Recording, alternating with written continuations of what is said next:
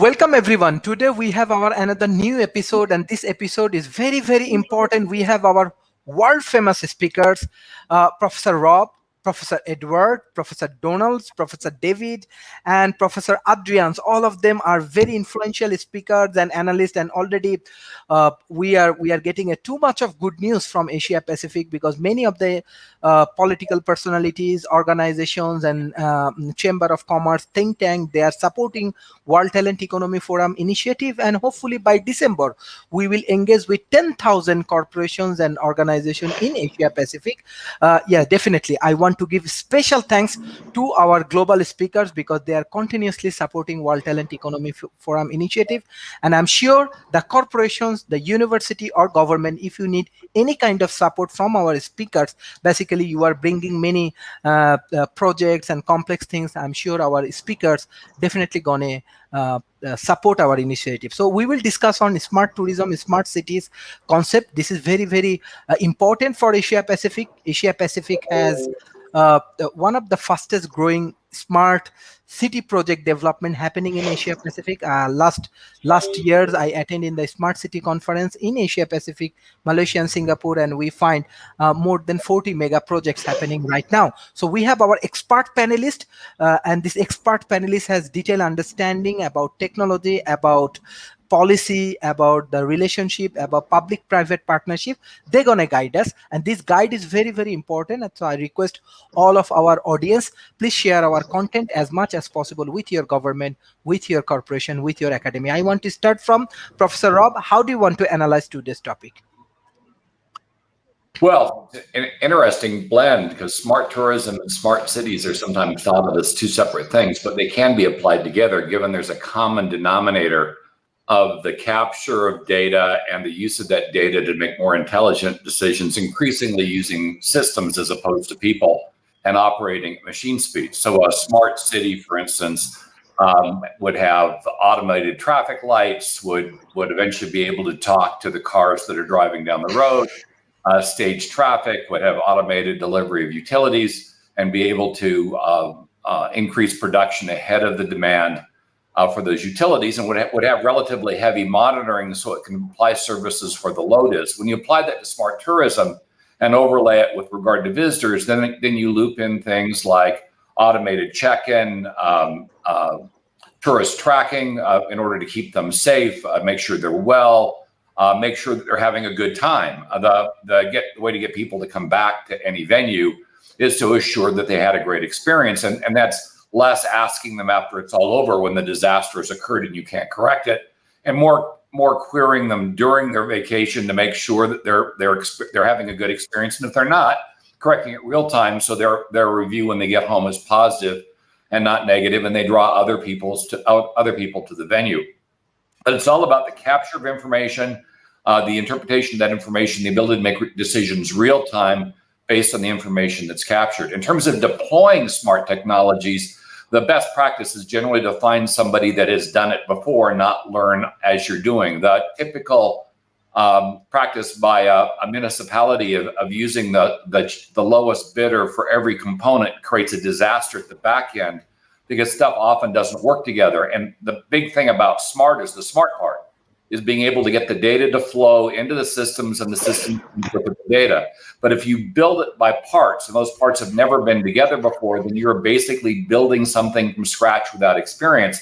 It's going to cost you a ton more. It's not going to work as well. And a lot of those projects just fail spectacularly. They're over budget, they run over time, and they just simply don't produce. So find somebody that has done it before and then take their advice. I was just on the phone with Cisco earlier this week, and they were talking about a deployment of their WebEx Legislate, and using a partner that had done several deployments and talked about how well it went because they weren't learning on the job. The partner was able to put the system in very effectively, and people were up and remote within hours as opposed to weeks or months. And so that's the example. Find somebody that's done it before. Do not learn on the job. Excellent, excellent. Professor Edward, how do you want to analyze? Because for smart tourism, smart cities and smart living, we need better policy, Hmm. specifically for developing nations. Hmm. We are regularly getting engaged with them. Then we find that we need better policy. What the policy part you Hmm. want to share with us? Okay, well, because I have to leave in a few minutes here, I want to make 2 points. One, that smart cities are often a terrible, stupid idea, and that smart cities are often a really great idea. Okay, so for the first point, I wanted to illustrate by showing you my backyard. And for those of you who are looking at this, it's green, it's wooded, it's very nice. Some of these trees are from a local park, however. And we wanted my 2 10-year-old daughters and my wife, after they were born, we wanted to have a place where we could enjoy nature, where we could have our own house, single family house. And this is what we have. We worked all our lives so that we can have this nice thing. Now, the local government is very into what they consider to be smart planning. And two of their things are to ban the creation of single family homes in the future here in my county, which is Montgomery County, Maryland. And part of it is because of their own failures to make a good education system. So they said, well, we can't do it. So what we have to do is get everybody into like very concentrated areas with townhouses or with small high rises and things like that. And to me, this is ignorant of economics, and frankly, it is arrogant. Because to me, most important thing for government is to protect our rights to live as we want. This is how I want to live, and it's not the government's business.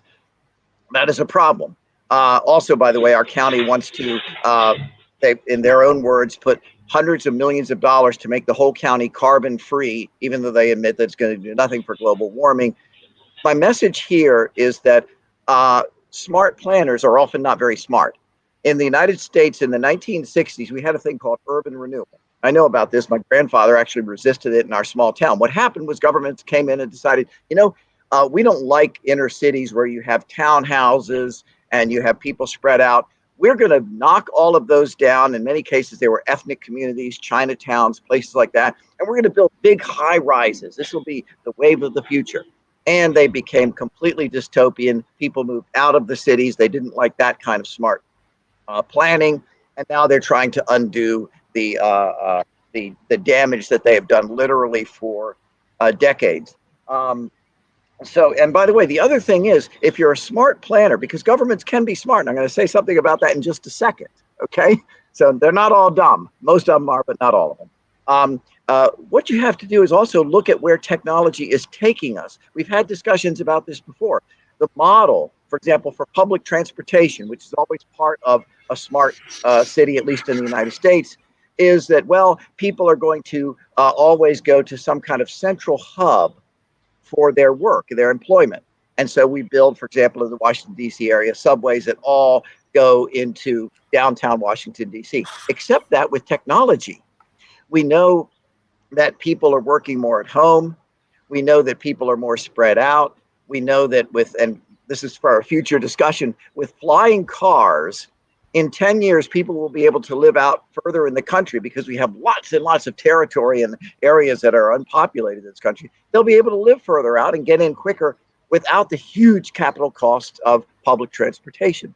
So the point is, planners need to understand where technology is going and to understand that if you look at the record, in most cases, they're not so smart. Now, why are why are smart cities a good idea? Well, let me say a few words about that. This is where entrepreneurism comes in, okay? And I'm big on entrepreneurs.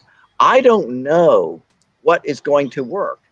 What I do know is that entrepreneurs trying different approaches uh, very possibly can come up with approaches that work very, very well.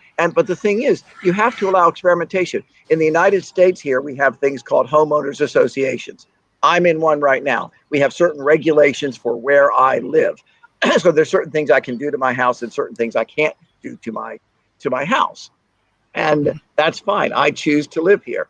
If the members of if the people who govern the homeowners association, who I help elect, really get too bad, we can protest, we can vote them out of office, or we can move to another location. With a lot of the technology, for example, solar panels. Solar panels are terrible. Solar farms are terrible for creating big electricity, but they're not too bad actually for putting on a house that's south facing. So part of the planned city, for example, or a smart city might be for a developer to say, I'm going to say that if you move into one of the houses that I put up, we're going to provide you with these solar panels. We're going to provide you with a Tesla battery or something like that, so that if you move into the houses in our development, your electricity bills are going to be this much lower than they are for the neighboring surrounding areas. So this is where entrepreneurship comes in. Governments tend to be very bureaucratic. They tend to, if they fail, they tend to simply say, we're going to get more money. So be careful about governments governing and planning cities. Smart governments are going to allow smart cities to be developed. They're going to have competition. They're going to find entrepreneurs try this thing and it doesn't work. They try this thing and, hey, this is a good idea, so let's all copy this thing. That's the approach I think is going to be the best for smart cities. And I'm waiting for the Tesla battery, by the way, to come down in price so that I can put some of them on my roof here and I can bring my electricity bills down a little bit. So I'm waiting for that. So anyway, I have to get off in a few minutes, but thanks again for a fascinating topic. Well, Thank you. One thing, Ed, the Tesla battery, I'm having 4 of them installed. They're not going to go on your roof. They require they go underneath. No. Oh, no, I understand. I meant the panels go on the roof. The Tesla battery goes right out back here, outside. So yes, and good luck on your Tesla batteries. I'm waiting for the price to come down. So they're pricey. Yes, thank you. We have our honorable guest, Dr. Talib Rafael. Thank you for joining today. Professor Donald, how do you want to add? Well, cities are very desirable to people. So now that COVID has receded here in California, people are flocking back to cities. They're flocking back to New York. And overall, more than half the people in the world live in cities. Cities provide entertainment, they provide diversity of people, and environmentally, they're a much, much better idea because of public transportation and because of other, the ability to just walk. I mean, people in San Francisco and New York and places with good public transportation systems can just walk. I personally can't stand living in the kind of places that in the country. People, it's like somebody I was just reading the other day said, the town that I came from, every single solitary person thought the same way. And if you tried to think differently than anyone else in the town, you know, everybody would hate you. It would just be, it'd be awful. You couldn't do it. And in a city, you can go in New York City, you can go 2 blocks and find another whole town. San Francisco is basically each neighborhood is a town with a downtown, with stores, with nightlife, with everything that you need. And if you don't like that town, you can just go to the next town or the next town or the next town. So cities are wonderful.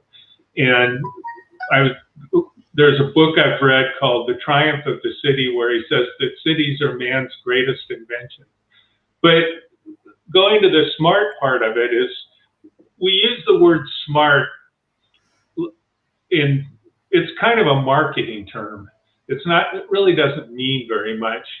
And it's used often to talk about the technology that we can use to monitor the city. Like, for instance, you look at the whole idea of autonomous vehicles. If a city had nothing but autonomous vehicles, then you would wind up not even having to have traffic lights, because all of the vehicles would know where all the other vehicles were. So there'd be really no reason for them I mean, they would know to stop and let the other one pass and things like that. I mean, so that's something that could be in the future. But, right, the the ability to just walk and go places. The cities where people are the healthiest, like San Francisco is one of the cities, if not the city, where people are the healthiest. In cities, people walk. But you have to understand, or people have to understand when they're doing this, that we made a mistake for a long time. In fact, my master's thesis was critical of a book called The Science of the Artificial by a guy named Herbert Simon. And we basically tried to model humans and human intelligence as basically a symbol processing machine where our brains were like CPUs and language was a series of symbols, and we broke down the world around us into these discrete symbols. And a car would be a symbol. And there's some use to looking at things that way, but we understand more now that what we are we're bodies existing in the world, and everything around us is really part of us.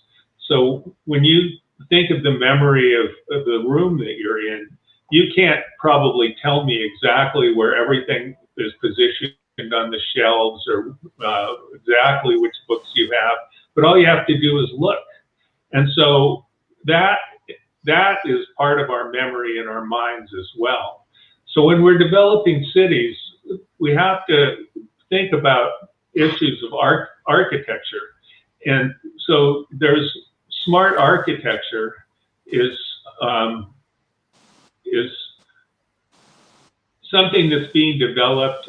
It's a combination of cognitive psychology, sociology, of all kinds of different disciplines.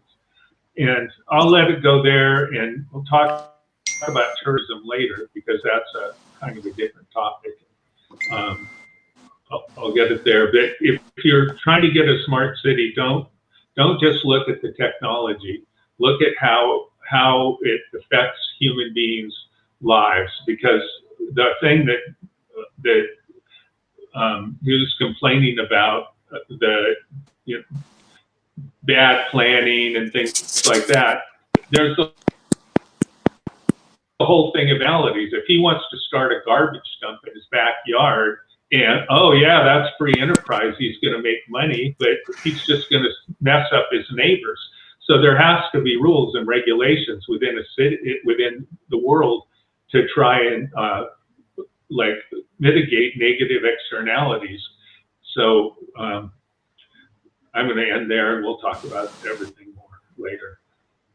Thank you. We have our honorable speaker, Professor David Smith. Even I know you are also a big fan of public-private partnerships. Many countries want to do this public-private partnership. Few of the project is successful, but there are still, I think there are many things they have to improve, especially when they think about smart cities, smart tourisms, and this kind of projects. How the government especially can improve this area when they want to do these public-private partnerships. We are working with few countries, but I think there is a scope of improvement. Well, smart cities is such a broad term. And particularly when I look at the government impact on part of that, the terms I prefer to use is smart community. Because one of the challenges you have with smart cities is that you have to deal with infrastructure across the whole city. And oftentimes that is a daunting task, which is some of the reasons that, as Rob said, so many of the smart city projects fail spectacularly. And the smart communities that we're involved with, we're taking it as a community view, and then we're connecting smart communities as the infrastructure and the other elements get caught up. Now, on the other hand, I do agree with part of what was said earlier about the role of government in a smart city. I live in the Austin, Texas area. And the Austin proper, I actually moved out of last year because of the smart city initiatives the government was taking. My neighborhood there was a fairly expensive neighborhood. And they were actually saying if you went in with a thing to remodel a $2 million home, you had to make it multi-tenant. You had to take your land and put another house on it to where it wasn't a single person house, a single family household. That to me is not a very smart way to deal with a smart city. They took the streets in our neighborhood and they drew lines on them for in the street, even though they're sidewalks, a walking lane, a jogging lane, a bicycle lane, a safety lane, and then you have the 2 car lanes, and they did that on each side. One of my cars is a Yukon truck. It doesn't fit in the lane the way they drew it. So you see stuff that their intention is to make it a smart city, but they don't necessarily think through all the impacts. And to me, that's part of, as you look at the regulatory side of this with the governments, you have to involve a broader range of stakeholders. Because just like Ed left the city to get out to where he is and is doing other things, I know here in Texas and Austin and Dallas, I know in Florida, many of the people are leaving parts of the city because they're doing smart city regulations that just do not make sense. And I agree with Donald. You've got to have rules around things like dumps, other things like that. But you've got to do it in a way where you pull the stakeholders together and they understand and you make smart decisions. Now, to wrap up this one, the other place, though, where governments can have a very active role in smart cities, smart communities, is as you begin to put sensors into the community, as you begin to go and look at ways I can modify roadways to make them smarter. As I can look at ways as we move towards electric vehicles to build into the smart city community the ability to recharge those in different ways than we have in the past and at different locations. The movement towards electric vehicles, and I think eventually to hydrogen vehicles, is one that's going to have big impacts on our infrastructure in the cities. Because of the delivery mechanisms and the times involved with them. I like what I'm seeing in some cities and some of the international ones where you are now using charging stations as a cluster for entertainment and food as a way to attract people so that while you're recharging, you have things to do. And you can begin to do those, and you don't have to use as high of current to do the quick charge. So you're seeing environments where business and the community are coming together to be smart with their options on this. And I think as you go to the smart tourism within smart cities, it's really going to be how you instrument the city, how you use those sensors, how you make things available to individuals. I was recently traveling and I was able to tap into the city's camera system.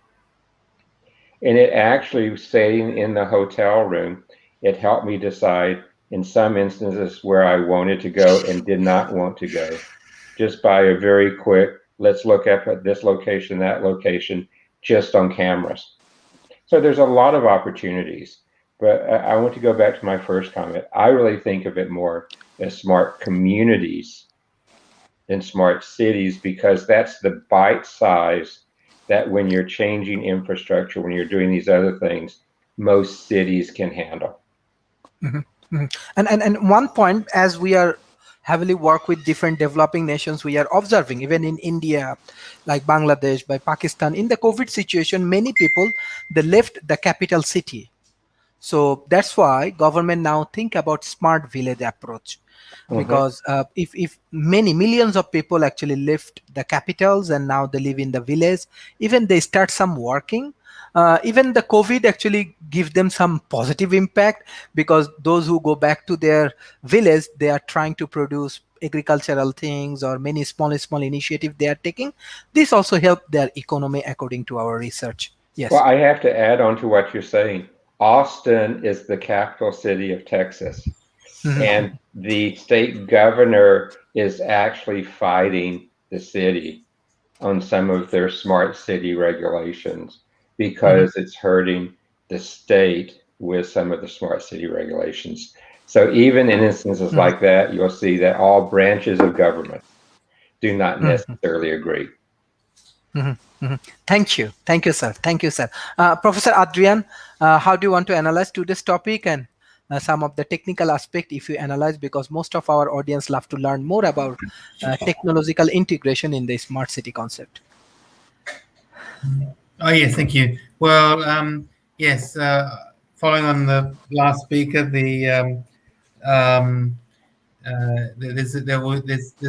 not sure yet because we're still in the middle of it, but there may be a big change because of the coronavirus pandemic. I think I was reading New York Times and they were saying that even New York is basically opened up now because most people have the vaccine.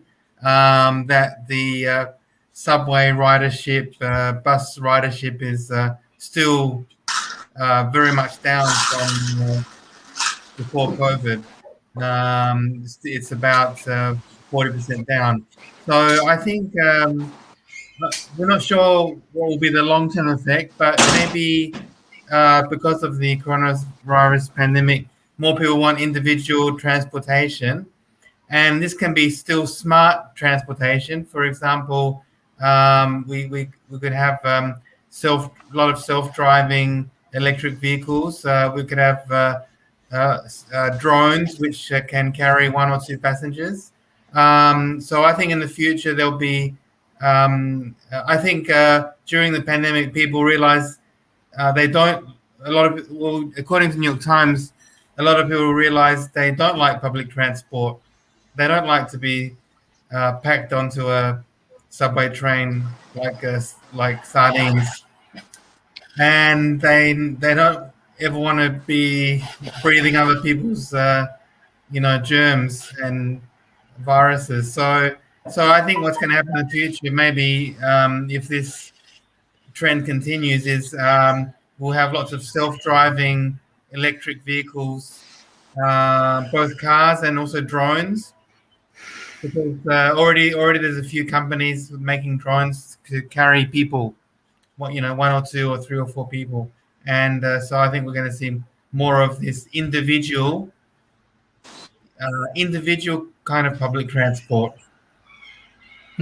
Thank you. I think Dr. Talib Rafael actually trying to join several times. I think he has internet problem. I'm sorry about that. When he joined, I think he already joined. Yes, I just want to give him chance. Dr. Talib, can you hear me? Dr. Talib, can you hear me? I can hear you now, but it's cutting off. It's not a good connection. Okay. It's not a good I'm sorry connection.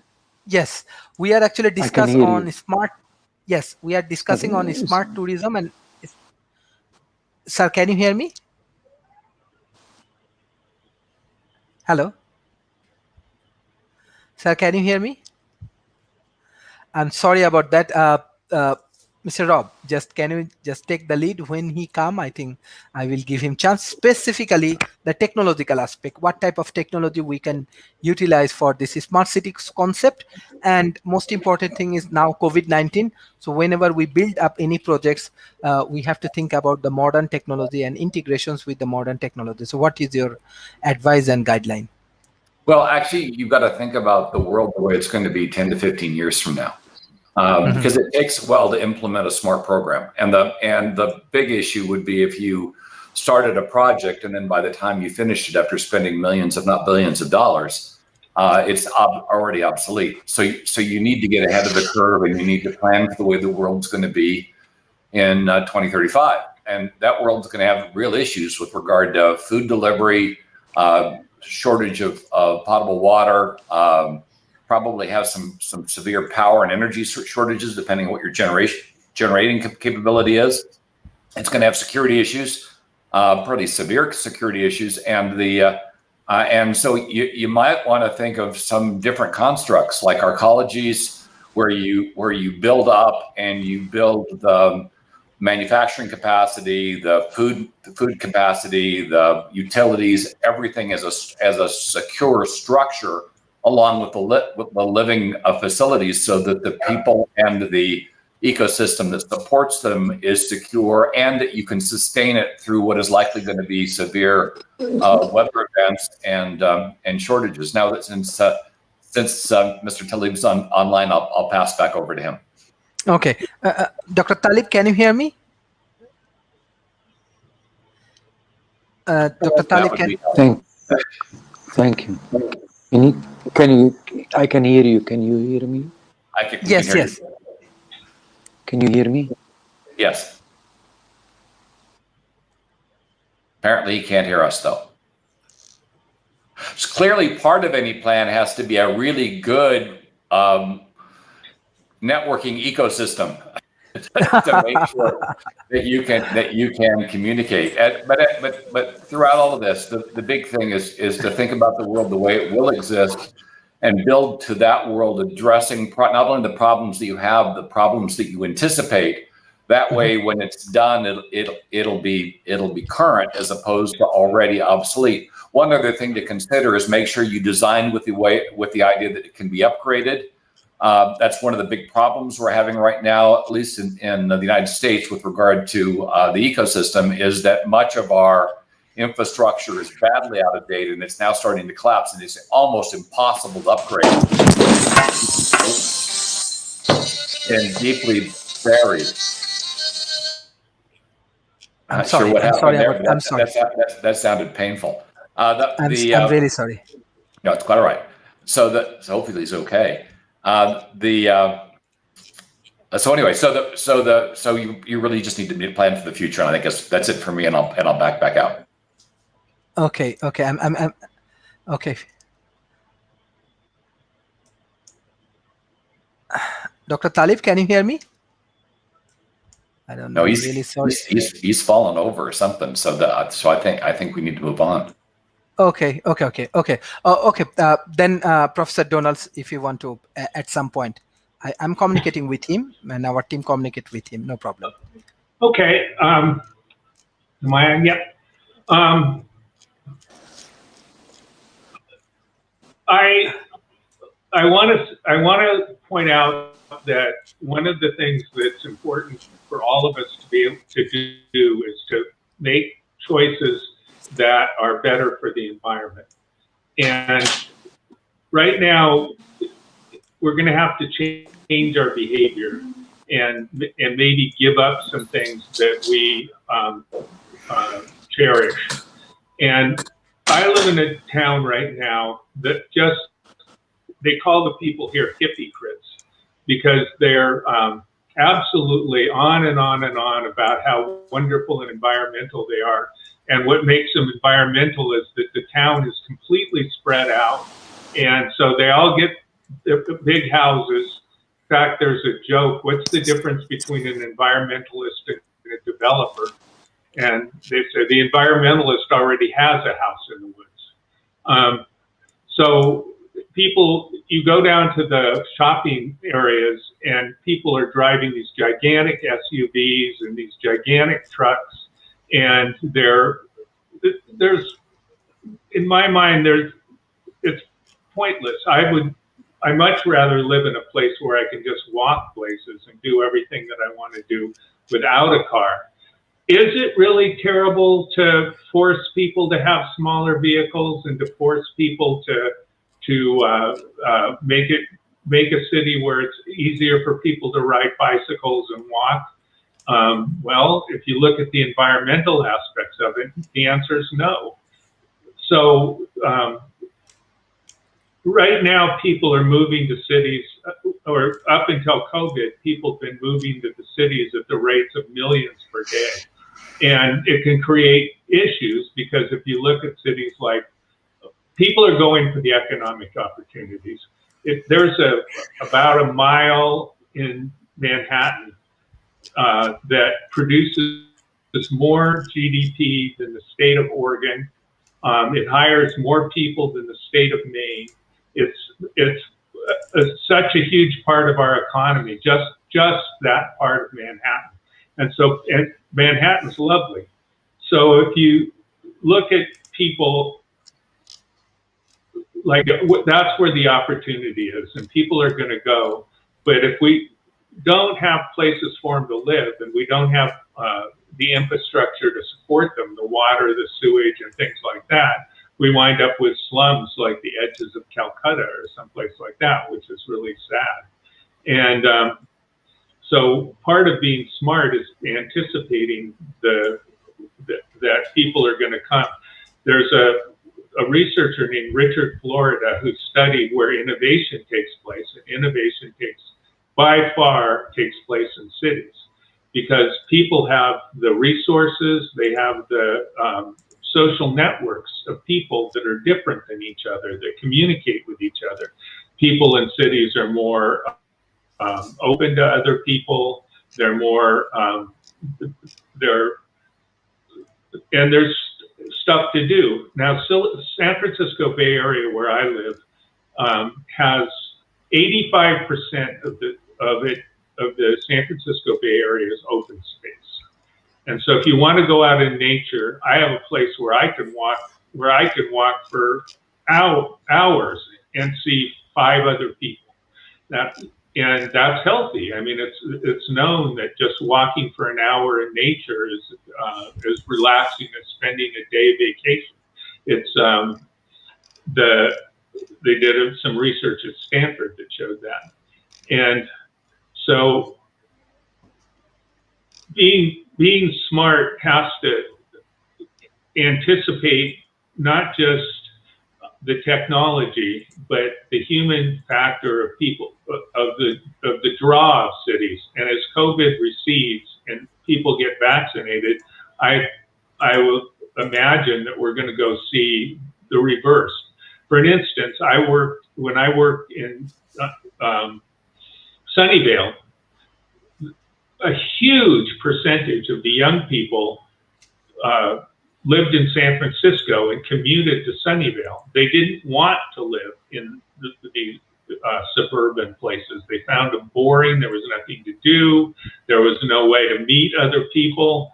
And so they loved San Francisco. And I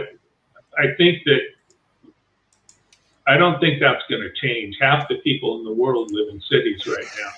So being smart is like not just sensors and not just technology. I will say one thing about technology, though, which is here in California and in the United States, we have a very old electrical grid. It's very centralized, and it's not very, it's ancient. And one of the parts of it, just technically, is that there's these things called transformers. And what happens is when you move the electricity long distances, they increase the voltage to very high voltage, 12,000 volts. And then as it hits the edge of the city, they reduce the voltage, and then they reduce the voltage again when it comes into your house. And transformers are one-way devices, and they're stupid. I mean, they're completely stupid. You have no idea what's going on with them. But slowly but surely, and then the electricity comes into your house, and solar panels have forced us to start coming up with new meters and new devices into the house, because you can sell electricity back to the grid. And then ultimately what has to happen is you have to,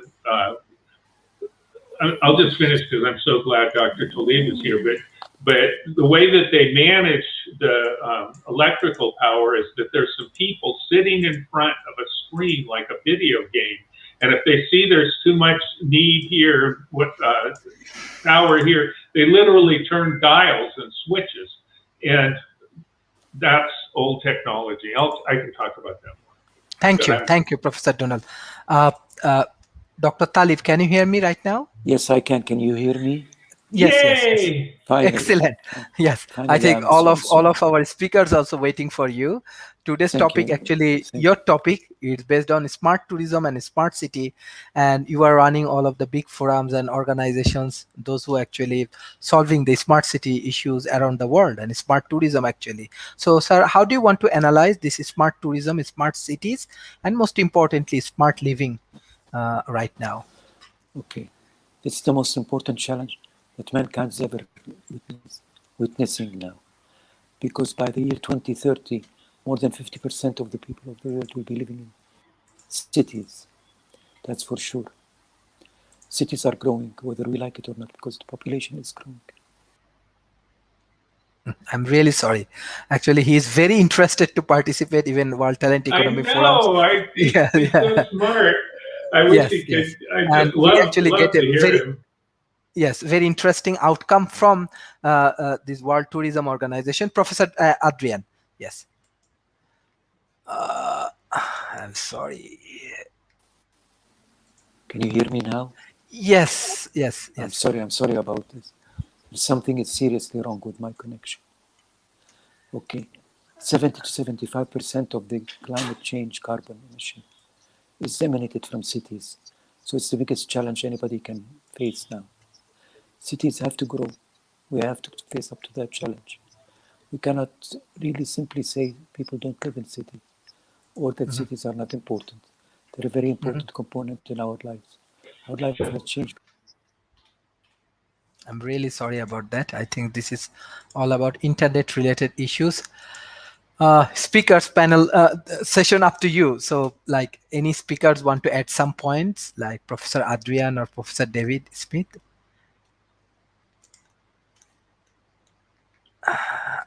Again. Yes. I don't know what's going on here, but it's something is seriously wrong. I'm sorry about that. We're talking about smart cities now. Our cities, I'm living in a big city now. It's not as smart as I thought it would be. I'm sorry about this. Okay. Now, the important thing is to face that challenge head on, not to try to hide away from it, because we can only say that this is a problem. We don't need to live in cities anymore. We don't need to have cities grow. But that's not the solution at all. The island of Manhattan, for example, was never more beautiful or more meaningful to humanity before New York was built. So is the archipelago of Venice. Could not have been more beautiful before Venice was built.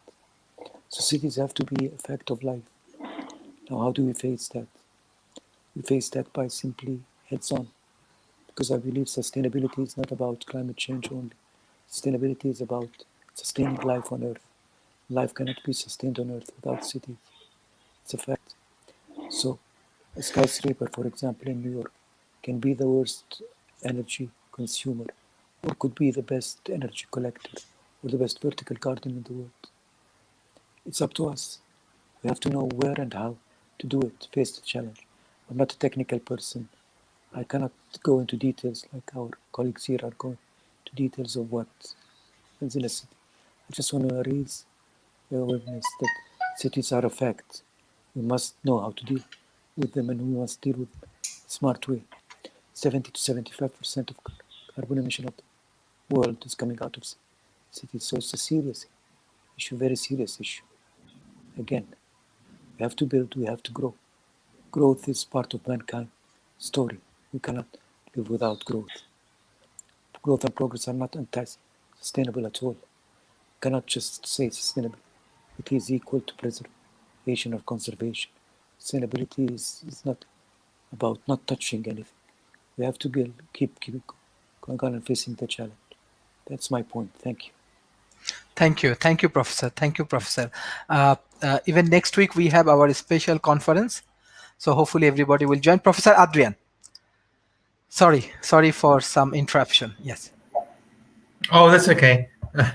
So it was great to hear.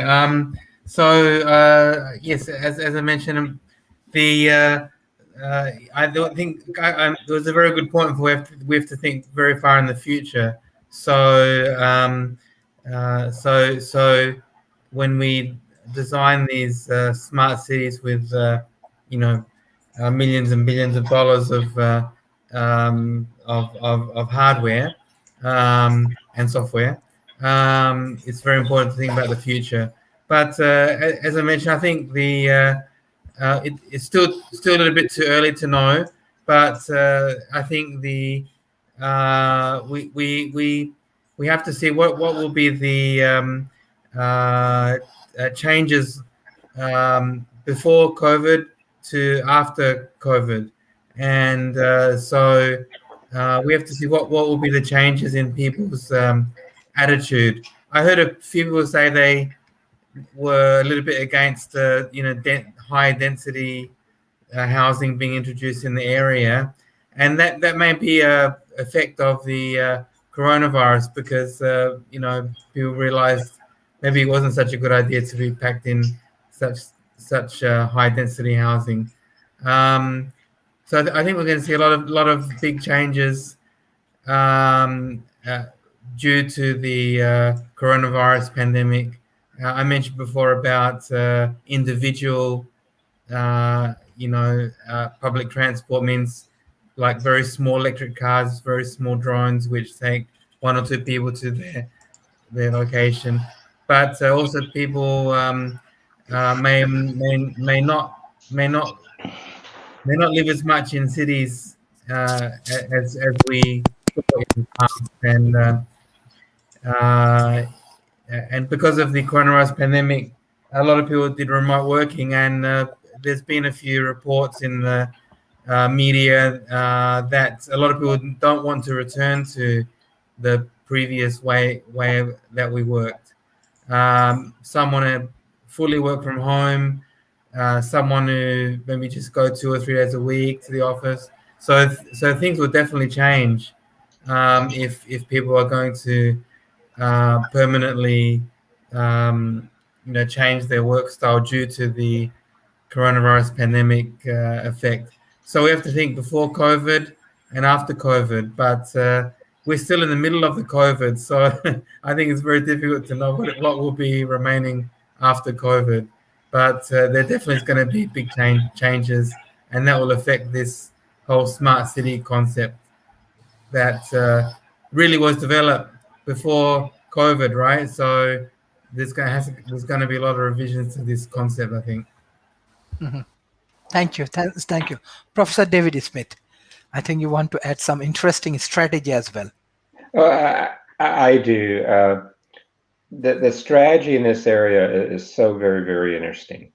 And one of the challenges you see when implementing it, and particularly tying together smart tourism into a smart city construct, is it comes to standards. It comes to how you're going to structure the way you move the data. Are you using commercial services to build the smart city? Is the government providing the base infrastructure to move the smart cities? As I look globally around the world, my company, ETT.world, we're part of the UN Smart Cities initiatives. And there's places in the world where the government is stepping up and saying, we're going to put in the common backbone. We're going to put in the interface boxes. We're going to do the standards which make smart cities easier to do. And there's other places where the government is saying, local cities, you cannot provide that infrastructure. You need to let the commercial sector do it. And most of those decisions tend to be local decisions. And so it's hard to duplicate a smart city approach from one city to another region to another nation because of all these local differences.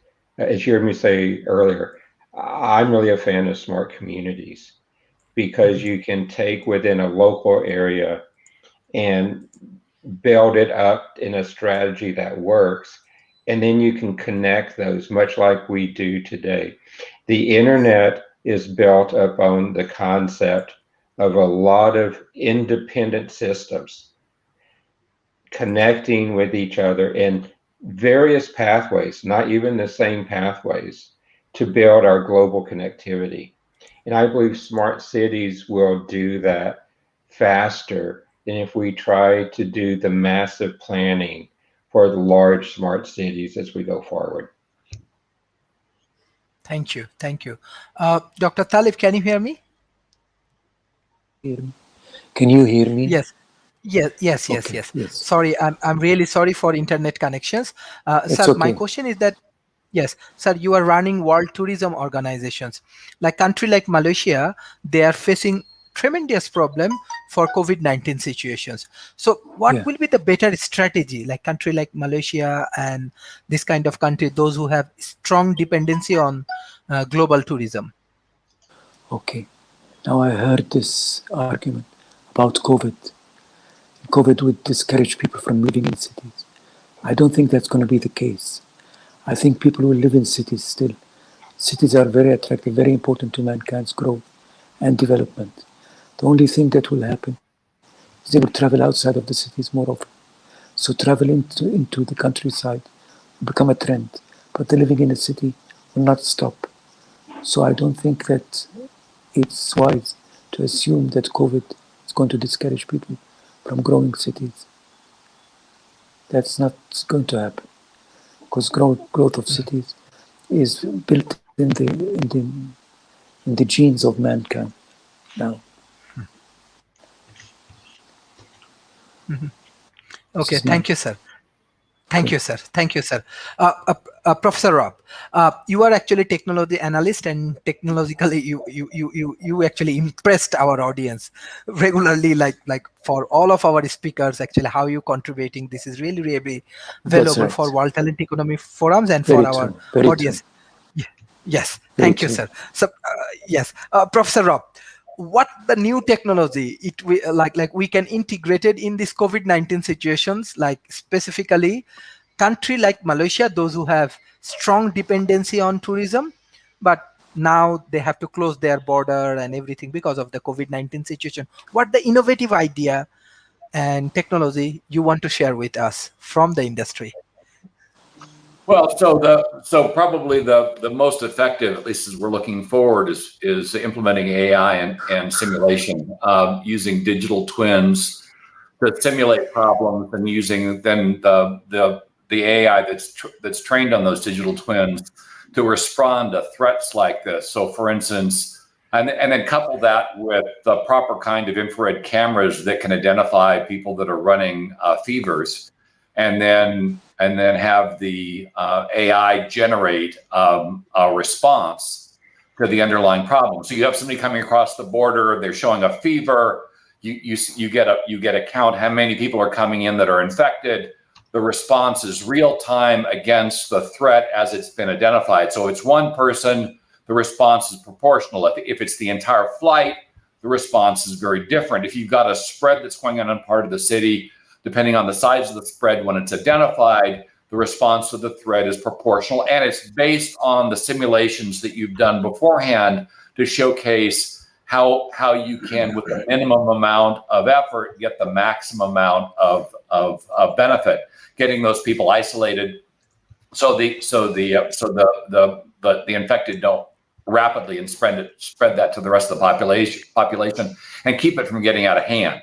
The models, we've got fairly advanced models now of how viruses spread and how they spread from the point of the individual that is your effective patient zero for a particular variant or an entry point. And so we know how far out we have to run a perimeter and how rapidly we have to contain and isolate the people that may or may not be infected until we know what their situation is. And then, of course, those who are infected, get them on something like remdesivir or one of the medications that will mitigate their virus, but the major effort is to keep it from spreading. Stop the spread and contain it while it's still small numbers before it gets out of hand, and then you have to have a citywide or a countrywide shutdown. But simulation and artificial intelligence coupled with sensors that can identify the individuals that are infected are probably the most advanced technology we currently have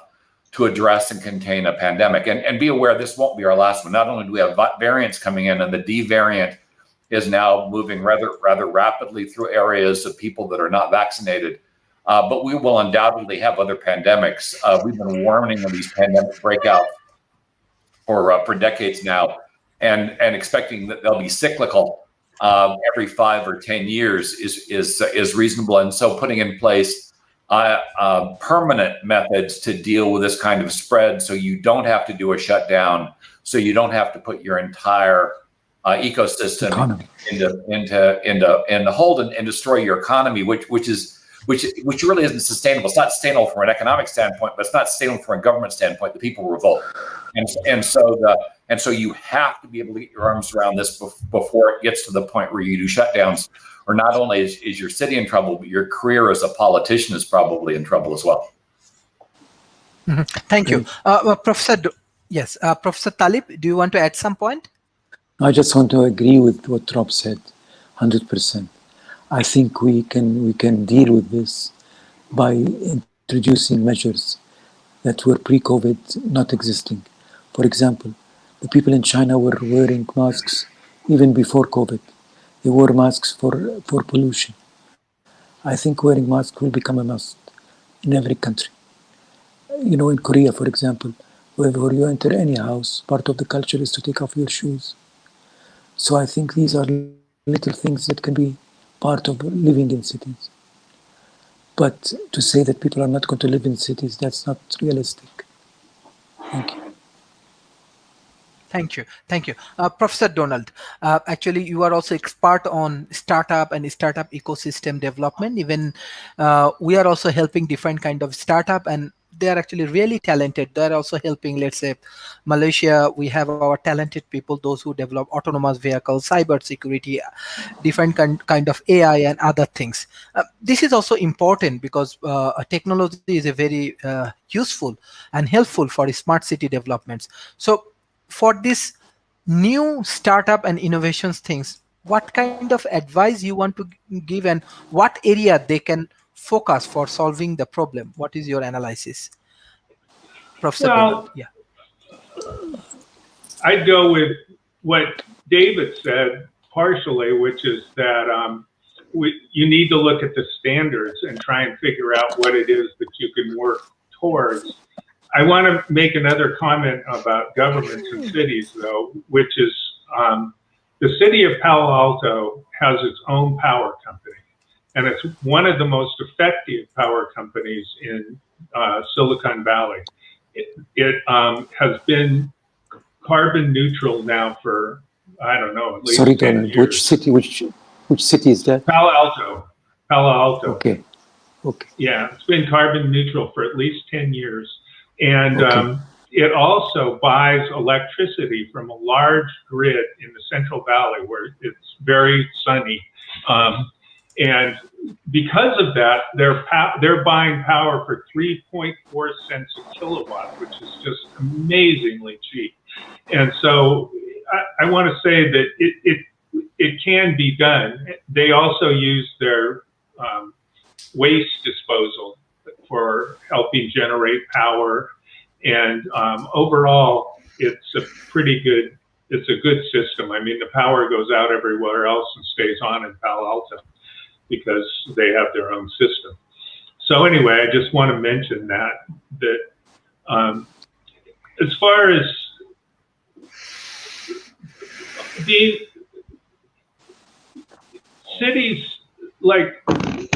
cities are where cities have problems, and entrepreneurs are people who find problems and solve problems. Cities are the most wonderful place to start companies because in cities, in cities you have the resources, if you need the capital's there, if you need the intellectual capital, the intellect. Jobs. Yeah, jobs are there. If your company fails, you have a job that you can go to, a different job. I mean, all the cities are where resources are, and I agree really with the technology thing. I heard a wonderful talk by a startup company that was talking about a new way that they had for making glass for skyscrapers. And this glass held heat far, far better than the glass that we're currently using. And so what winds up happening is a huge amount of the power that's used by cities is to heat and cool these large buildings. So if you can come up with a system, and a lot of that heat and comes through the glass, because the glass is just not a good heat barrier. And so basically they gave numbers of what would happen if they replaced all the glass in, say, the Empire State Building or something like that. And it was phenomenal. And so there's incredible opportunities to both be an entrepreneur and make a huge difference for the problems that we face with global climate change. So that's what I'm going to say for right now. Thank you. Professor David Smith. Yes. Sir, basically, when you discuss about public-private partnerships, I just thinking about the investment possibilities for this kind of projects. So what is your advice for the investors as well as this those who running this public-private corporation? What type of policy law we can implement to secure this kind of investment for these smart city projects or these things? As you look at public-private partnerships, particularly on projects that deal with infrastructure, with projects that deal with community-wide environments, you see that you leverage the finances from all the different sectors. And oftentimes a government role is a seed investor, if I were putting it in an entrepreneur vein, where they're the ones who help put the pieces together for the commercial sector and for the NGOs to come in and work on it that way. You begin to see the projects cost in the early phases of implementing, because they tend to be infrastructure heavy, be greater than when you begin to move and implement parts like around smart tourism, because those tend to have more of a commercial benefit where there's a return on investment for the commercial side of the public-private partnership, where the infrastructure cost side of a smart city is harder to quantify as a return on investment. So that's one of the places where the public-private partnerships on the funding basis have differences. Also, you have to look at the status of the communities that you're dealing with. Is it an underprivileged environment? To fund a smart city project in the country of Haiti would be different than funding a smart city initiative in New York State. As you begin to look at those, where in Haiti you have the United Nations, you have USAID, you have the World Bank, you have World Monetary Fund, you have International Development Bank, all helping step up in that public-private partnership to fund there. So it really is not a one-size-fits-all. And as you begin to look at the pieces, and particularly in the timeline journey of establishing a smart city and moving it into smart commerce, which smart tourism is part of smart commerce, and moving it into smart transportation, which can also contribute to each of them. One of the projects one of our portfolio companies working on is in some of the European cities where parking is non-existent, putting in sensors to help tourists find parking places on the streets, and being able to use the smart city technology there to enhance commerce. Now, there is some of the smart city things which I don't like. Again, one of our portfolio companies has established a system in one country in the Middle East that taps into your car, and it uses the GPS and satellite technology to tell the authorities if you're speeding on the streets there. I routinely drive the 230 miles between my house and Dallas. And I can tell you, if we were using that smart city speeding technology here in Texas, they could probably balance the state budget based on my citations from driving between Austin and Dallas. So that's technology I personally don't want to come here. But that's smart technology that makes sense in many places because it frees up the police and others to do other things. So again, it's a journey, it's a process, and different paybacks at different points, which will equate to different funding at the different points as you go through it as well. Thank you, thank you, Professor Talib Rafael. Actually, at present, tourism industry or whatever it is, we have a lot of challenges. Even in education industries, many things has a lot of challenges. But my thing is that at present situation, how the global leaders, especially political leaders, they need to work together to solve this kind of crisis, even economic crisis also moving forward. So now this is the strong, like really valuable time for the government. Their their activity is actually creating a lot of impact right now. So what is your advice to the government specifically for the developing nations, and most importantly, how we can develop a more better ecosystem, even though we have United Nations, G7, G20, many big forum, but how we can more effective for the developing nations, like government policy development or strategic alignments. What is your advice? Thank you, Sharif. I think I've said this before. Governments must start learn how to work together, because you can't have a government that's imposing a certain protocols in one place and another government next to it that's setting another protocol. Even in the United States, every city has its own protocols. That's not possible. You have to sit together and decide on something, no matter what that is. The minimum platform of things, the minimum common denominator. And the smart cities will have to develop in that regard. For example, this testing of people, this passport that enables you to be going to places. This is something that you could use in moving from one city to another. It can't be just limited to one city. One city is one world of its own. That's not possible. So I think governments have to learn how to work together. Without working together, it will never happen. It's not now anymore how good your act is alone. If your act is not coordinated with your neighbor, it will never work. Because people will be confused completely. They don't know what to do. They won't travel. They're not going to travel simply because you tell them you can travel now. They will travel only if they feel safe, if they feel secure. They'll feel safe and secure if they know exactly what's expected from them. So I'm saying here about cities. Cities are a must.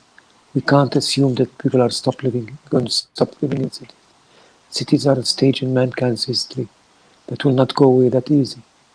Cities produce civilizations, produce jobs, they produce so many things. So people will continue to live in cities, but we can start dealing with some of the symptoms that cities suffered from before COVID. For example, over-tourism in cities like Barcelona or Venice. That could be dealt with. It should be dealt with. The Venice, for example, now nobody goes to the center of the city anymore. You start to see the dolphins in the canals of Venice. which is something because of the ships are not entering here anymore. So you need to coordinate all of this action together as governmental to make sure that cities are not anymore places where people gather and become risk. And this is up to each city to do it on its own. But it should be coordinated between every city and the other. That's what I want to say now. Thank you. Another point, sir, because now vaccine is a major issue. If we think about smart tourism, vaccine also very important role right now, and they will play a very important role. But like developing nations, they are struggling right now with the vaccine. I think that we do not have enough vaccine for our people. What is your advice? If we want to run a smart tourism, we need vaccine. Vaccination alone is not the solution, because you can't travel from one place to another unless the whole world is vaccinated. It will take at least 5 years to vaccinate the entire world, 70% of the world population. So vaccine alone is not the answer. But carrying a passport or an identification, that you're tested, for example. Testing is by far much more effective. Must make testing more affordable and more available. Testing is a good way of making it more democratic and more. We don't want to turn this into a political game of those that have it and those that don't have it. Vaccination now is becoming a tool, a political tool. You can't have a passport just for vaccination. The passport should include testing as well. It's okay to be vaccinated, but the passport should not only include vaccination. It should include also testing. And testing is easier to do if we make it more affordable and more available to people. It's not fair to just depend on vaccination alone. Okay. That's what I want to say. Thank you. Professor Rob, like if you want to add some point on these vaccinations and this issue. Sorry, what's the question? Question is that like if we want to fix this smart tourism things, that we need more vaccine, but for the developing nation now vaccine is not available. So if you do not like go for the vaccination properly, we cannot continue this kind of tourism and other things. Yes, like this kind of remote work, remote meeting, remote conference, we can do, no problem. Right. But if we want to go with this really tourism and this kind of things, like if we want to move with this normal life, we need vaccinations. So like as vaccinations and tourism is the vaccinations take, depending on the type of vaccine, anywhere from a month and a half to 2 weeks to become effective. And even with Johnson & Johnson, 2 weeks, by the time you're off on your vacation, the vaccines, even if you give people vaccines as they landed, the vaccine wouldn't be working while they were on vacation, and they might show up infected but not yet showing. So testing is probably the better method to assure that people aren't coming in sick. The other thing, of course, you could do is you could do the vaccine passports. That's been something that's been unacceptable to a whole lot of politicians here, and I'm really not sure why. But because the whole vaccine and freedom thing that's going on here just makes no sense to me.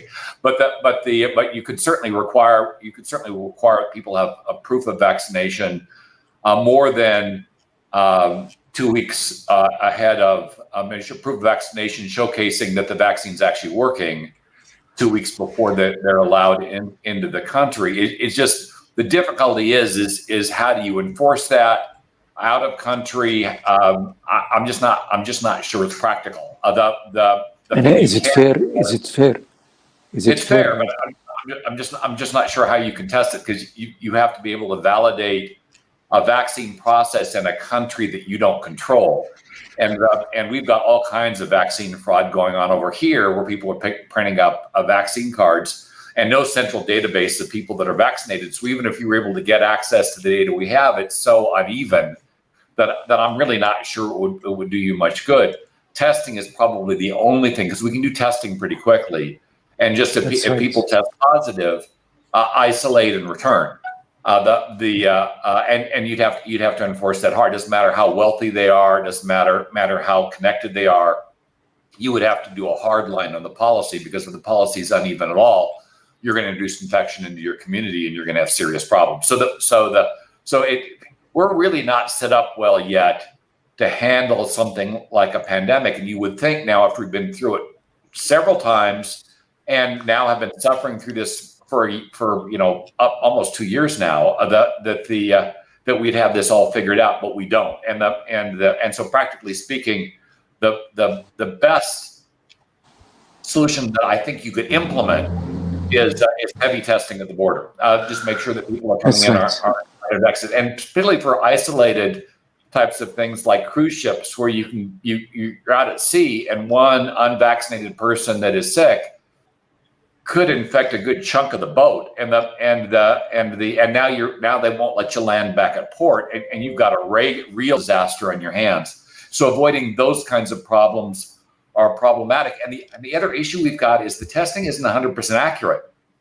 Particularly the fast testing, which is the kind of testing you'd have to use in this particular case, and so you'd still have to have issues with regard to fast response and post identification to isolate the folks that are doing this. And you might want to consider, for the areas that are handling lots of tourists, assuring that everybody working with those tourists is vaccinated and prioritizing their vaccinations. So at least, because people are going to get through the testing process, and since you know that, then make sure that you can contain the spread in the areas where they are. You might want to make sure that tourists just simply can't go into underdeveloped areas where you know that people are unvaccinated and healthcare is low, because those could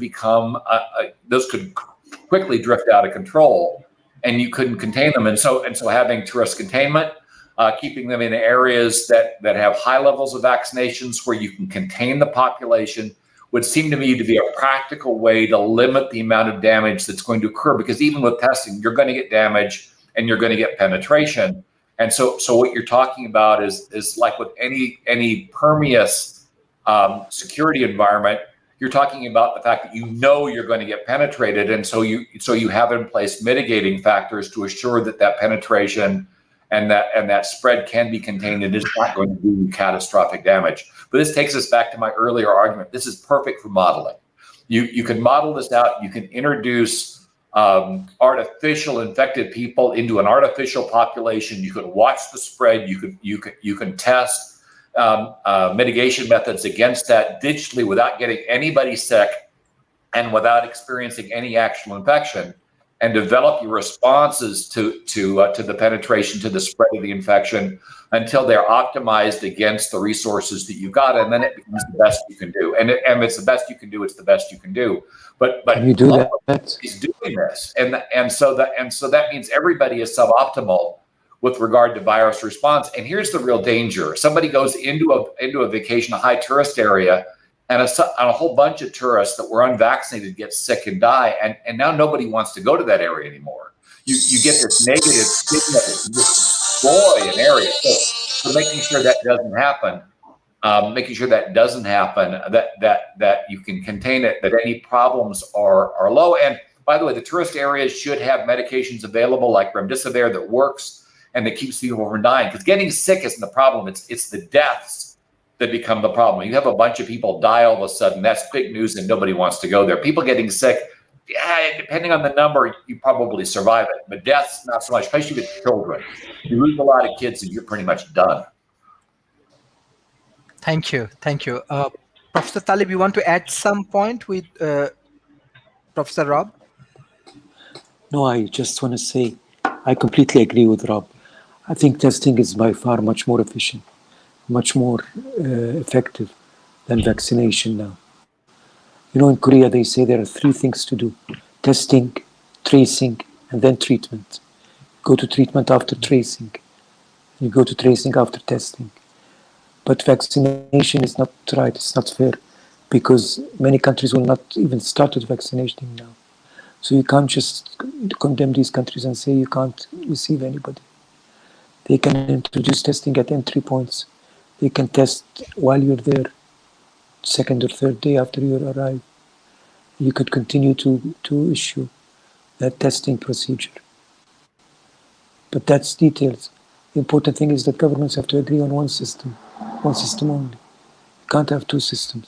You can't have a country that's having quarantine, another country that's insisting on vaccination, and a third country that's okay with 72 hours testing before you fly and testing upon entry, for example. You can't have that anymore. We have to agree on one set of rules. Thank you. Thank you. Professor Donald. Well, I want to say I agree with Rob. I don't know if you can see this, but in California, there is an electronic database that shows that I've been vaccinated. And if somebody doesn't believe it, they can just scan this. And it, Yes. The state of California has been very clear that these are not vaccine passports and that there will never be government requirement for people to have to get vaccinated. That's not. However, the schools can say everybody has to be vaccinated, or a company can say, if you work here at this company, you have to be vaccinated. And so there is a way to kind of make sure a lot of people are vaccinated that's in the private sector. I just looked until, in fact, even now, you can't visit Hawaii unless you've been tested and show that you don't have COVID. And Hawaii managed the COVID very, very well because they started this right away. And they said, okay, you're not allowed to come here. And so they've continued to do that. And Hawaii is extremely dependent on tourism. They're just so teeny. I mean, how much crops could they grow? And that's right.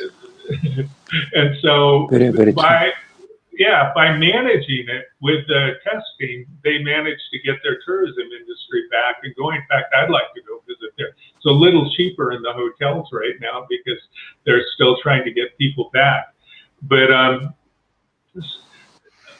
so I think that testing is the definitely more egalitarian way. But I just checked, so I wouldn't say something that was incorrect. Hawaii is dropping the testing requirement for people that have been vaccinated. And I will make the point that since I've been vaccinated, I'm really not worried about getting it. I will also want to make the point that even if you have asymptomatic COVID, you have COVID that you don't even have any symptoms, it's possible and in fact quite common to have heart damage and damage to your other organs. It's not like the flu.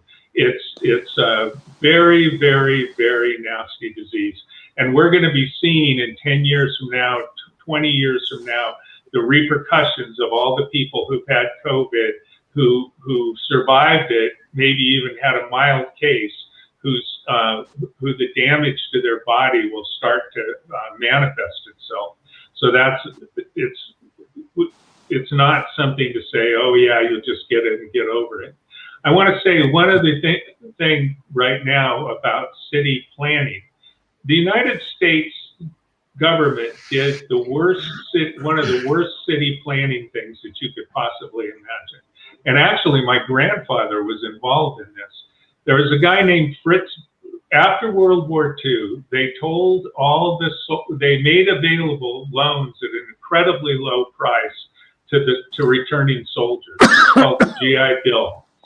And at the same time, or subsequently, this guy in Los Angeles named Fritz Burns invented the tract house.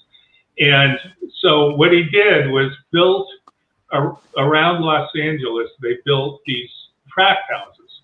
And what tract houses are or they also call them ranch, he invented the ranch style house. And so people would have a fairly large plot of land, maybe 12,000 square feet, something like that. And they'd have a house on it. It was perfect because the kids could play in the backyard, and it was all, they'd have grass on the lawn, and everything was just great. They got the water from the Owens Valley to water it all, and they caused this incredible urban sprawl.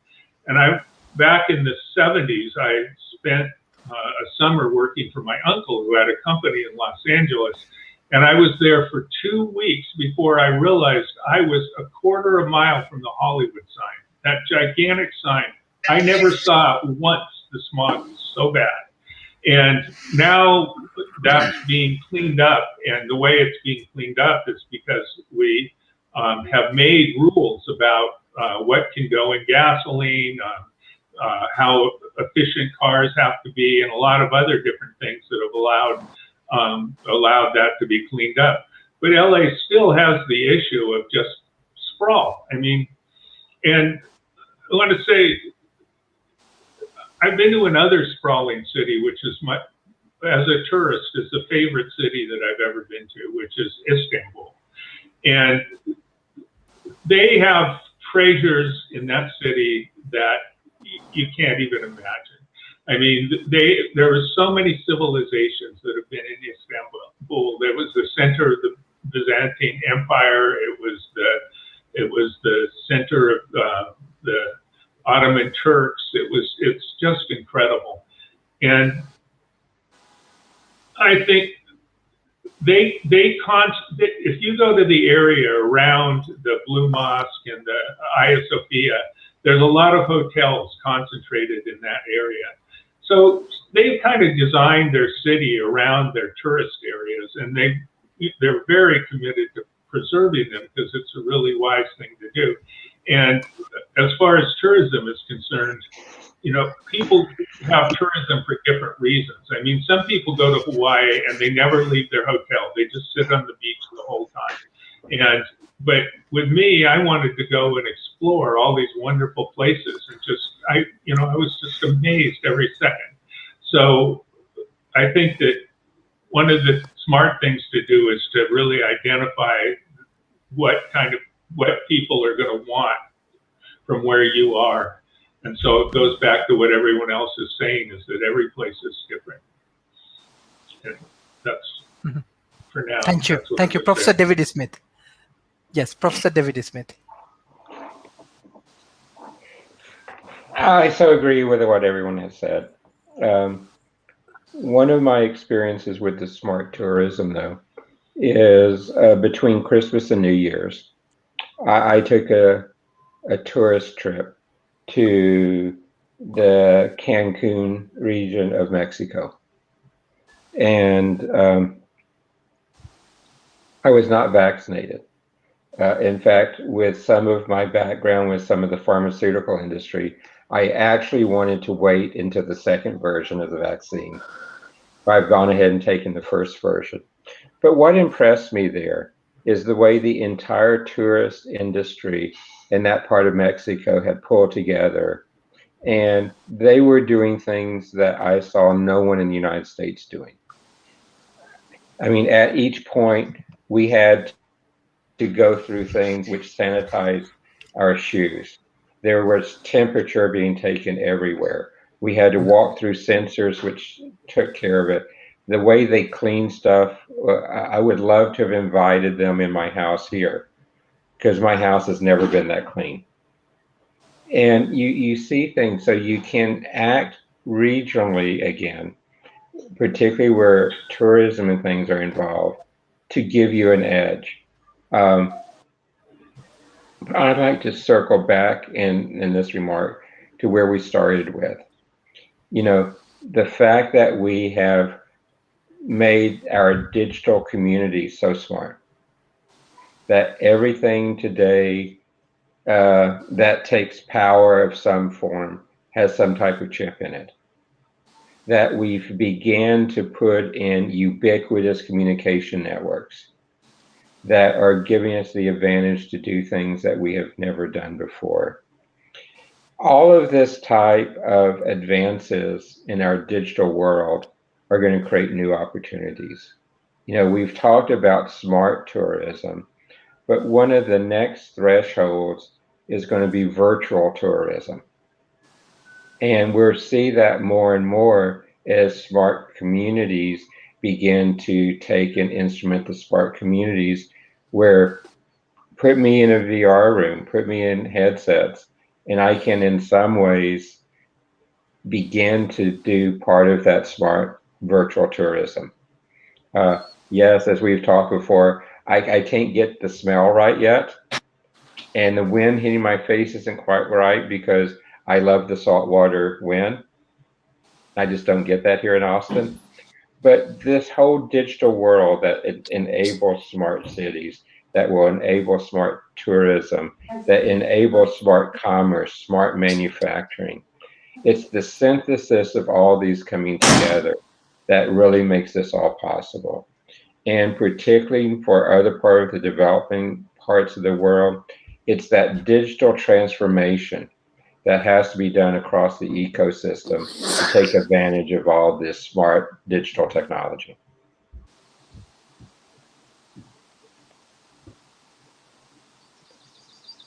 And we might have lost Sharif. Yes. Yes, we did. We'll probably start moving to the closing remarks because we're running out of time anyway. Oh, I agree. Yes. Yes. I can use that as my closing remark. Oh, that's good. Mr. Talib, you want to go next? Well, okay. I want to add my voice to David's in saying that smart tourism now is part of life as well. I think that you could still receive people from different parts of the world, be intelligent about it. You don't need to be receiving vaccinated people, but you have to have the right procedure in place. I have the same thing here in Jordan. I'm speaking to you from Amman, Jordan. People go to the Dead Sea.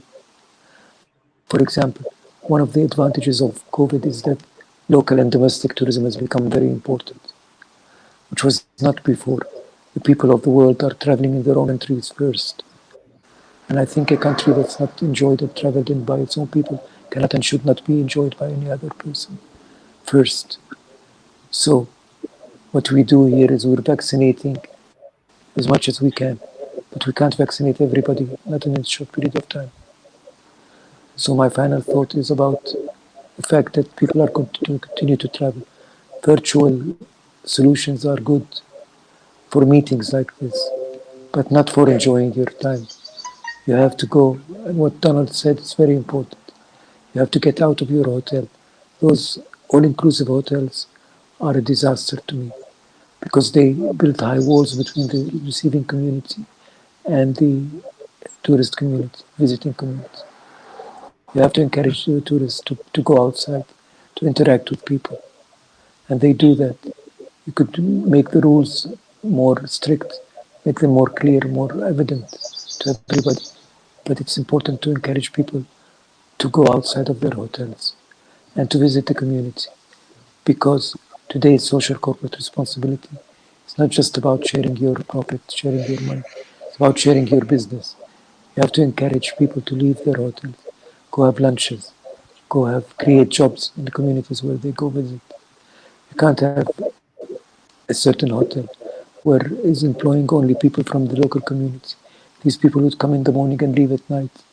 All what they do is serve the rich people of the world and go back and discover that their standards of living in their own homes are different from those people that are serving. That creates frustration. But when the tourist himself goes and visits your community, they create your own jobs. They create shops, they create cafes. They become your own guests, not anymore just the guests of international corporations like Marriott's and Hilton's and so on. Thank you. Thank you. Thank you. I directly want to go for the concluding remarks for today. Yeah, we already started those. Oh, okay. Yes, yeah. Professor Rob. Okay. Sure. Okay. That's all right. So we were just going through. So David and Talib have done their concluding remarks. So we're at me. So the things I just want to leave you with is if you're planning for smart anything, it really is a plan. You need to think about the goal. You need to pick a partner that has done it before. And particularly when you're talking about smart tourism, the focus should be assuring the safety and the experience of the tourists, because the goal is to make sure people want to come back.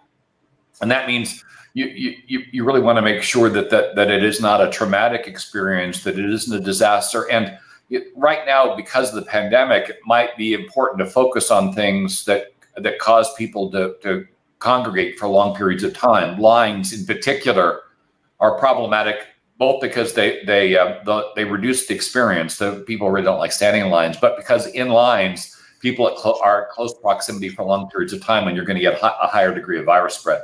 So you got that's where technology can play a role. And you can do things to avoid those just by having technology that tells folks when it's their time to go to a certain place, so they don't have to stand stationary to do it. The fast pass kind of things that amusement parks do can be scaled, and that assures both the experience and the safety of the individual. Also suggesting that you move to simulation as quickly as possible so that anticipated problems can be modeled out and you develop responses for them. We just had a major building collapse, for instance, in Florida in a tourist area. Looks like failing infrastructure, and they were not at all prepared to respond to that kind of a disaster. And you can simulate those kinds of things if you've got aging buildings and make sure that your tourists and your citizens, of course, are removed safely and quickly from the damaged area, mitigating the long-term damage to your reputation and appearance. But overall, plan for the future. You're planning for 2035 right now. Don't plan for the present, and use people that have done this before, and always include now the chance of a physical disaster for physical infrastructure failure and pandemic response as part of your overall planning. I think Don now is the last person to do the wrap. Mm-hmm. You, Don. Okay. I want to echo something Rob has said about simulations. It's absolutely important, and there's an amazing book that just came out called Pandemic, and in it he talks about the history of what happened in pandemic, and we didn't know. One of the reasons people were so resistant to social distancing and masks was because there was no history of that working, and closing the schools was something that was very contentious in the United States. But there was models that showed that closing the schools did a fantastic amount for reducing the spread, because kids are a vector often for disease, and they would be asymptomatic more often. And that's flu is spread, for instance. If you look it up, it's spread by children. And so what's fascinating and is helpful for entrepreneurs is the software that was written original software that was written that did that was written by a 14-year-old girl for a science fair project. And her father worked at Sandia Labs, and they increased the model and made it more robust and to include more things. But I'm not kidding you. The whole thing about social distancing and closing schools and stuff like that was a model by a 14-year-old girl. And one of the things that was amazing about the model is that she was looking at social networks. And in social networks, people have a tendency to cluster into clusters, and then there'll be some individual that's in both social networks. And if you think about a society like any place, you have these people that are going to be hubs, people that work at stores, people that, teachers, people that are in contact with lots and lots of other people. And if you're going to go out and start vaccinating people, I think the smartest thing to do is aim for those people right as quick as you can, because it becomes much, much more difficult for the disease to propagate if it doesn't have a bridge from one community into another community. And so, and what I really want to end with is something that I often say, which is technology isn't just things. It isn't just IoT. It isn't just computers. Technology's definition is taking scientific discoveries and turning them into something we use. And we've been making fantastic progress in things like social network analysis, which is the tool that she used to discover the methods that we're using to mitigate and control COVID. We're learning more about how to get people to work together. Psychology has changed fantastically with cognitive behavioral therapy. And so everywhere around us, there's new discoveries being made about just humans and how humans work and human interaction. And all of that can be transferred into something that we can use. And so what Dr. Talib is talking about how we can get people to work together, which is critical. I mean, without common standards, it's just going to be a mess. And so how are we going to do that? What technologies are we getting from our new knowledge of neuroscience, from our new knowledge of psychology, human behavior? How can we take those things, those scientific discoveries, and turn them into something that we can use? And that's a whole field for entrepreneurs, and that is just as important as the technical things. So don't limit yourself. Thank you everyone for joining today's session. This is really, really very good session for our audience. Next week we have conference on public health future in a changing world from Monday to Friday. So I request all of our speakers, please join, and hopefully people from around the world, they will join as a speakers. So you will get 10 minutes for your presentation. You can present your research paper or any of your project or about your organization, and 2 minutes for question answer. I think those who previously joined in our conference, they know this is the very simple format we want to follow, because World Talent Economy Forum, yes, we are discussing on futuristic thoughts. We are advocate for modern science, modern engineering, and modern technology, and we do more think about people. Especially we do think about the grassroots level people of the developing nations, and we want to connect in between developed and developing nations, because we want to minimize the gap. Actually, the more we can learn, we can enrich our life and our activities and everything. Thank you, Professor Talib, Professor David Smith, Professor Rob, and Professor Donald for joining World Talent Economy Forum. Your continuous support actually helped us a lot. It's actually changed millions of people's life. Hopefully, with your contribution, we can help more of our youth community, our policymaker, our corporations, as well as our academia. Thank you everyone for joining today's session. Bye-bye and take care. Thanks, Sharif. Bye. Bye, everybody. Always nice to see you all. Bye, Donald. Bye. Bye, Rob. Bye, Bye. David. Bye, Professor Talib. Bye, Professor Rob and Professor Donald. Bye-bye and take care. Bye, Sharif.